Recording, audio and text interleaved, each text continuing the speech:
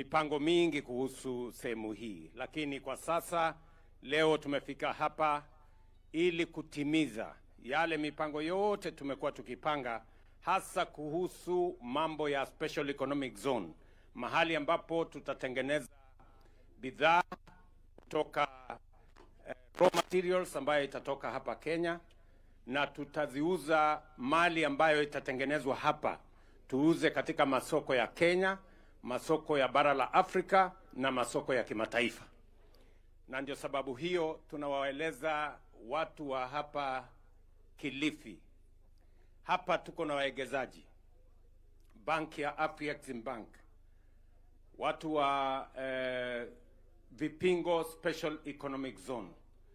Tumewaunganisha waegezaji wa kutoka nje na pia wafanyabiashara wa taifa letu la Kenya, ili tuweze kutengeneza Special Economic Zone hapa Vipingo, ambayo itashughulika na mambo ya industrialization.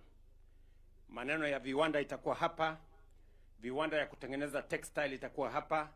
Tayari kampuni nyingi ambazo ziko katika sehemu hii leo, ambayo wamekuja kuona kuanzishwa rasmi kwa Special Economic Zone hii, waweze kuegeza katika sehemu hii. Ile uwegezaji ambaye itakuwa hapa ni ya shilingi bilioni 3 ya Kimarekani, $3 billion ambayo itawekwa hapa. Hapa kutaanza ujenzi wa mabarabara, ujenzi wa viwanda, ujenzi wa kutengeneza stima, kuhakikisha ya kwamba kuna sehemu nyingi ambazo zitatumika kama sehemu za kutengeneza bidhaa mbalimbali.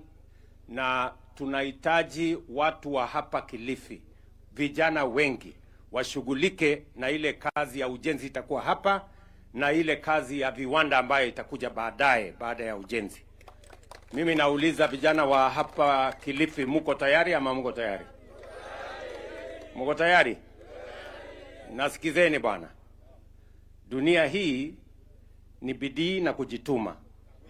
Usingoje nyumbani ati mtu atakukujia nyumbani. Tunaelewana bwana?